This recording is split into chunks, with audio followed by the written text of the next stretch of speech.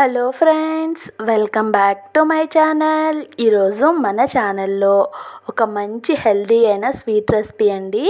పిల్లలు ఏదైనా స్వీట్ చేయమని అడిగినప్పుడు ఏమాత్రం ఆలోచించకుండా హెల్దీగా ఈ స్వీట్ని చేసి పెట్టండి. చాలా ఇష్టంగా తినేస్తారండి. బయట నుంచి ఏవేవో ఇంగ్రీడియంట్స్ కొని తెచ్చే పని లేకుండా మనకి అందుబాటులో ఇంట్లో ఉన్న వాటితోనే సింపుల్గా అండ్ హెల్దీగా కూడా చేసేయచ్చండి. చాలా తక్కువ టైంలోనే అయిపోతుంది. గోధుమ పిండి మరియు బెల్లంతో చేసేయచ్చు. నోట్లో పెట్టుకుంటే వెన్నలా కరిగిపోతుంది. మరి ఆ స్వీట్ రెసిపీని ఎలా ప్రిపేర్ చేసుకోవాలో వీడియోలోకి వెళ్ళి చూసేద్దామండి.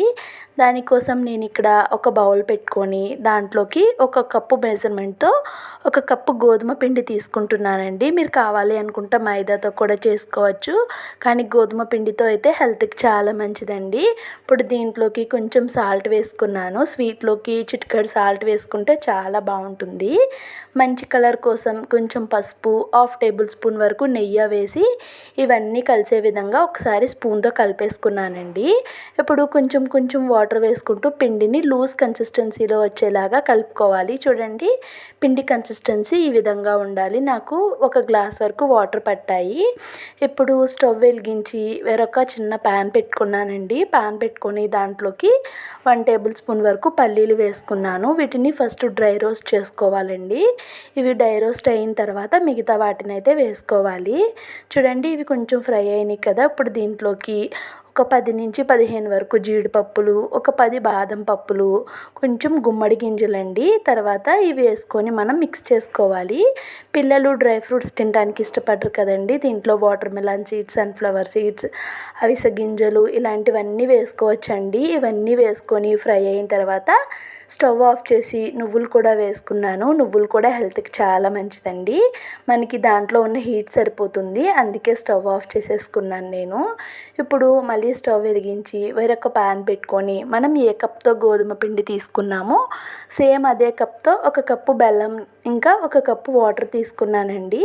బెల్లం మొత్తం కరిగిపోవాలి. కరిగిపోయి ఇలా ఒక మరుగు వస్తూ ఉన్నప్పుడు మంచి ఫ్లేవర్ కోసం కొంచెం యాలకుల పొడిని వేసుకోవాలండి. యాలకుల పొడి వేసుకొని ఒకసారి కలుపుకొని ఒక 2 నిమిషాల పాటు మరిగించుకోవాలి. ఇది కొంచెం చిక్కబడుతుంది కదండి.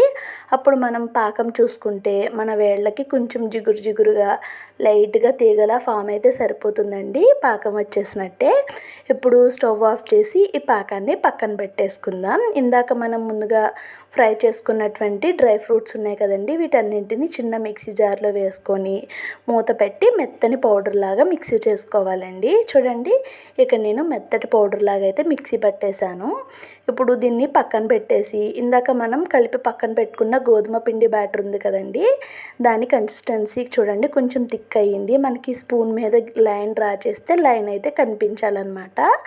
ఆ విధంగా ఉంటే కన్సిస్టెన్సీ పర్ఫెక్ట్గా ఉన్నట్టు. ఇప్పుడు ఇలా గుటక్ గరిటె ఉంటుంది కదండి, ఆ గరిటె పెట్టుకొని ఎక్కడ ఉండలు లేకుండా ఇంకొకసారి మిక్స్ చేసుకుంటే సరిపోతుందండి. ఇప్పుడు స్టవ్ వెలిగించి ఇందాక మనం ఫ్రై చేసుకున్నాం కదండి డ్రై ఫ్రూట్స్, అదే ప్యాన్ పెట్టుకుంటున్నాను నేను. మీరు కావాలి అనుకుంటే అట్ల పెనం ఉంటుంది కదా, అదైనా కూడా పెట్టుకోవచ్చు.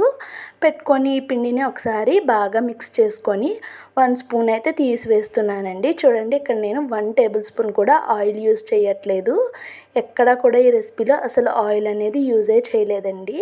ఒక 2 నిమిషాల తర్వాత చూడండి అది కాలి ఎలా కనిపిస్తుందో మనకి. ఇప్పుడు దాన్ని ఇంకొక సైడ్కి అయితే నెమ్మదిగా టర్న్ చేసుకోవాలండి. చూడండి, అసలు మనం 1 డ్రాప్ ఆయిల్ కూడా యూజ్ చేయలేదు, అయినా కూడా ఎంత చక్కగా టర్న్ అవుట్ అయిందో.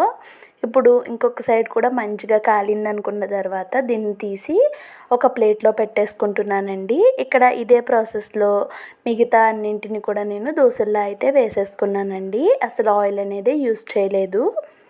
చూడండి, ఈ విధంగా పక్కన పెట్టేసుకున్నాం కదా. ఇక్కడ నేను మొత్తం దోశలన్నీ కూడా వేసేసాను.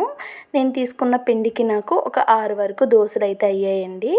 ఇప్పుడు ఈ దోశల్ని పక్కన పెట్టేసుకున్నాను. మనం ఇందాక బెల్లం పాకాన్ని ప్రిపేర్ చేసుకొని పక్కన పెట్టుకున్నాం కదండి. ఆ బెల్లం పాకంలోకి మనం ముందుగా మిక్సీ పట్టుకున్నటువంటి ఈ మిక్సీ పట్టిన డ్రై ఫ్రూట్స్ పౌడర్ మొత్తాన్ని వేసుకోవాలండి. వేసుకొని మొత్తం బెల్లం పాకంలో ఇది కలిసేలాగా కలిపేసుకోవాలి. చాలా బాగుంటుందండి. డ్రై ఫ్రూట్స్ అయితే చాలామంది పిల్లలు ఇష్టంగా తినరు కదా, అలాంటి వాళ్ళకి మనం ఇలా వాళ్ళకి తెలియకుండా స్వీట్ తినే వాళ్ళకి ఇలా మిక్స్ చేసి ఇచ్చేయటం వల్ల చాలా బాగుంటుందండి. క్యాలరీస్ అన్నీ కూడా వెళ్తాయి, పిల్లలు కూడా ఇష్టంగా తింటారు. ఇప్పుడు ముందుగా మనం ప్రిపేర్ చేసుకున్న గోధుమ పిండి దోశలు అయితే ఉన్నాయి కదా, వాటిని అయితే ఈ బెల్లం పాకంలో డిప్ చేసుకోవాలండి. చూడండి, బాగా డిప్ చేసుకొని అటు ఇటు ఈ అట్టు మొత్తం ములిగేలాగా చేసుకొని దీన్ని ఇక పైకి తీసేసుకోవాలండి. చూడండి, చాలా టేస్టీగా ఉంటుంది, హెల్త్కి కూడా చాలా మంచిది. ఇక్కడ ఎటువంటి ఆయిల్ కానీ పంచదార కానీ యూస్ చేయకుండా చేసామండి. డ్రై ఫ్రూట్స్ కూడా హెల్త్కి చాలా మంచిది కాబట్టి టేస్ట్ అయితే సూపర్ ఉంటుందండి. ఇక్కడ ఇదే ప్రాసెస్లో నేను మిగతా అన్నింటిని కూడా ప్రిపేర్ చేసేసుకొని ఒక సర్వింగ్ ప్లేట్లోకి అయితే తీసేసుకున్నానండి. అంతే అండి, చాలా ఈజీగా అప్పటికప్పుడు పిల్లల కోసం ఏదైనా హెల్తీగా చేయాలి అనుకున్నప్పుడు ఈ స్వీట్ని అయితే ఖచ్చితంగా చేసుకోవచ్చండి. హెల్త్కి కూడా చాలా మంచిది. నోట్లో పెట్టుకుంటే వెన్నలా కరిగిపోతుంది. ఎన్ని తింటామో లెక్క లేకుండా తినేస్తామండి. ఈ స్వీట్ని ఖచ్చితంగా ట్రై చేసి కామెంట్